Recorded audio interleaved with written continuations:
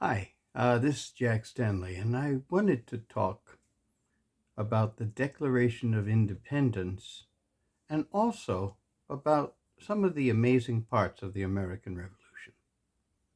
Today's date in the recording is July the 2nd, and it's always a fascinating thing that the Declaration of Independence, of course, is July 4th, but the vote for independence, when independence was declared, was July 2nd. What is so amazing about all of this is that the Continental Congress first met in 1774 at Carpenter's Hall in Philadelphia. That's where they started, and they did their first declaration, which was a declaration of writs and grievances, and basically saying that if things were not changing, drastic actions would take place. Of course, one of the most important things was this, that as this conflict, this argument expanded, it expanded in New England, in Boston, in many respects. And so the rest of the colonies looked at this event as a New England affair. And this is where the genius of John Adams comes in, because John Adams realized in the Continental Congress that if they did not solve this situation, if they did not involve the other colonies, that it would remain a New England affair, and most probably they would not get the support of the rest of the colonies, who would probably side with the mother country. And so John Adams immediately in 1775 pushed to have George Washington. He nominated George Washington to be the commander. And of course, he pushed, along with others, Richard Henry Lee to go to Virginia. And of course, we have to remember that what's so very important about Richard Henry Lee is that he came back from Virginia with Lee's resolution that these colonies are and of a right ought to be free and independent states. And with that in hand, he pushed Thomas Jefferson to write the Declaration, which of course he regretted for the rest of his life. But the important thing that's very noticeable here is everyone was from Virginia. And by doing this, Massachusetts and Virginia were marching in lockstep. And Virginia was the most influential of all the colonies. And slowly, everyone else fell into formation, as it were, except for New York initially. The fascinating thing about it all is that, as Adam said, all the clocks have to strike at the same hour. And that's not an easy thing, because so many people and so many of the colonies were somewhat dubious of the whole idea. You have to think of things. We are talking about declaring independence and going to war when we hardly had a military, we had no navy, we had no money. Now, if you're going to fight a war, you got to have money. And that's a very important thing. But somehow, some amazing bit of providence fell through on July 2nd. It was a thunderstorm. And John Adams spoke for quite a long time. And by the time he finished speaking on July 2nd, everyone, except New York at that time, who abstained, voted for independence. It's really an amazing story. Now, of course, July 4th is the date. And, we can argue back and forth about it, but the event took place on the 2nd. The paperwork was printed on the 4th. It was a small paper, and on that small paper was signed the name of John Hancock and the Secretary of Congress. That document, unfortunately, has been lost to history. The original document from July 4th is not known now where it exists or if it even exists. Now, of course, you may think of the document that you see at the National Archives. That was hand scribed and prepared and ready on August the 2nd, 1776. By that time, New York had joined. And what's so important about that is over the next few years, that document would be signed by all of the members and a few that had not even been there. Case in point, Benjamin Rush. He wasn't there at the deliberations, but he signed the document. And what we have to remember is signing that document basically was a warrant for your arrest and your execution. The words written by Thomas Jefferson, ennobled more by Franklin and a little by Adams, totally transfixed the idea of what the war was about, what the revolution was about. And whether Jefferson believed it or not, he used words that would influence people throughout the world, that all men, that all mankind is created equal. Powerful statements, never quite said in such a way. And today, all these years later, we celebrate this date on July 4th. The sad part is that we don't even realize half the time the amazing part of this whole struggle. We don't even know why we celebrate July 4th at times. It's fascinating to talk to people who have no idea what July 4th is all about or who we were separating from. Think about that. You know, I used to love to teach, and I was given the great opportunity to do so.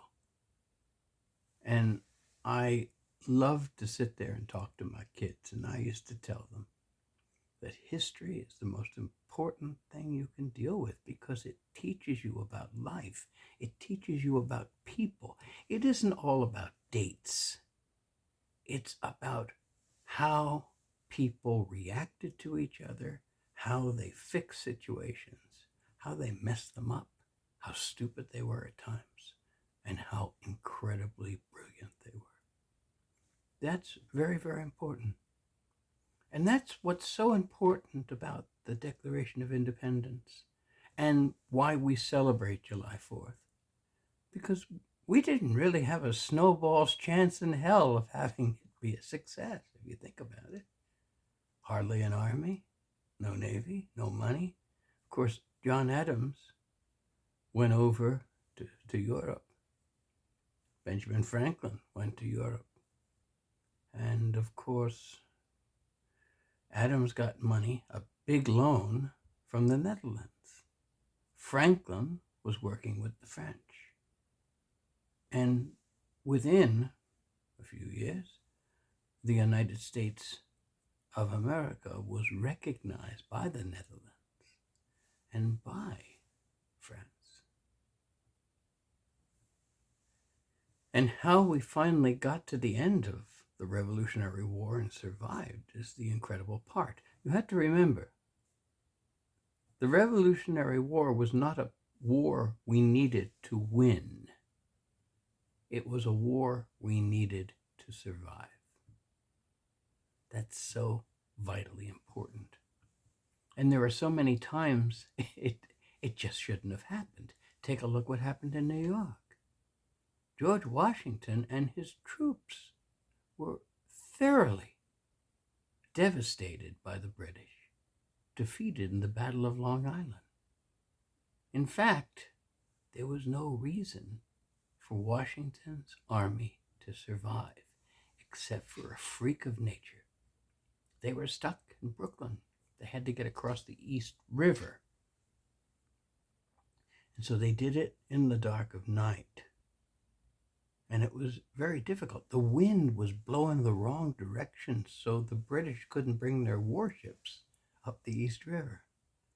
And then miraculously, not to even go beyond this, but as morning approached, and obviously certain sighting would be seen, a massive fog came in, and they were able to escape.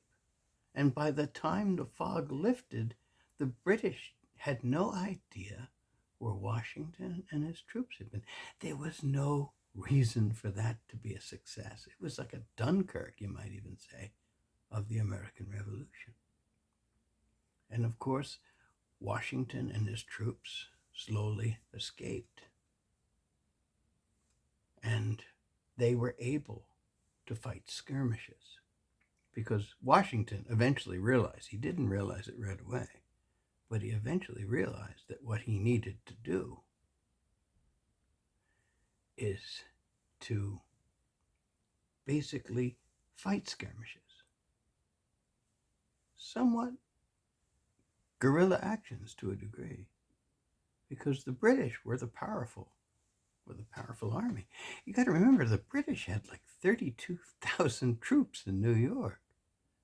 And after the Battle of Brooklyn and the losses that they incurred in Manhattan, by the time they got out by the skin of their teeth, Washington and his troops numbered around 4,000. And throughout the war, it was these amazing moments. And it was the complete reversal by 1781, once France had come into the war. You got to understand, France was bankrolling the American Revolution. They brought their troops, their navy, they brought their armaments, their gunpowder, everything. And the reason we were able to defeat Cornwallis in 1781 was basically because he got caught in a peninsula and he couldn't get out of it because the French troops were in the way, and Washington and his troops were next to the French. And what surrounded them in the water was the French Navy. And eventually they gave up. We wouldn't understand this as much until we got to the age of Vietnam, because the Vietnamese understood that they didn't have to win the war. They had to be able to wear us out till when we lost interest. And that is exactly what happened in the American Revolution. And that is what's so amazing about the Declaration of Independence. It's declaring ourselves independent and going to war against the greatest power on earth. You know, the mouse that roared. That's what this is all about. It's such an incredible story that if you sat there and wrote it down and showed it to someone who didn't understand the history, they'd say, this is impossible. Well, it happened. And it is a miraculous and amazing thing. No matter how many years have gone by, it's still the incredible story. And that is why on July 4th of this year, remember this. Be thankful for those who gave their lives, who gave up their fortunes, gave up everything, that this revolution, as hopeless as it appeared, was a success. Be thankful for Washington. Be thankful for Adams. Thankful for Jefferson. Be thankful for all of the others who gave everything. You know, Jefferson's writings are so important. And of course, Washington. The revolution, if there was no Washington, there's a very good chance it never would have survived because he didn't give up. He was a stubborn son of a gun. And so he was willing to just dig his heels in. And then he did. Many other generals and soldiers and unnamed thousands. And look at it this way: 1 out of every 5 soldiers was African American, fighting for freedom. It's kind of a sad thing because to get the Declaration approved by the South, slavery had to be dropped as an option to get rid of, because John and Sam Adams were pushing very hard to get rid of slavery, and also to push for women's suffrage. That didn't go anywhere either. But it was a beginning. And every year, every decade, every generation, there are improvements made with our Constitution of 1787 and our Bill of Rights. And these improvements have made our country better. Of course, we've made a lot of mistakes, and we will continue to make a lot of mistakes. That's what history is about. But we have made this country into something that I think if John Adams and Thomas Jefferson and George Washington could come back, they would shake their head in disbelief that this noble experiment actually survived, and it would make them so incredibly proud. And that's pretty much what I wanted to say. And I think it's important for us to look at it this way. Remember the 4th. Remember the 2nd. Remember the battles. Remember the miracle of New York. There's no other word for it, because it wasn't. There's no reason on earth it should have happened that way, but it did. And we did it. And we created a country so different, so incredible, that to this very day, all these 200 and some odd years later, that we just sit there and can sit there and say, wow, they did it. They were incredible. They had belief in what they were doing, and they also knew that they were changing the world as they knew it.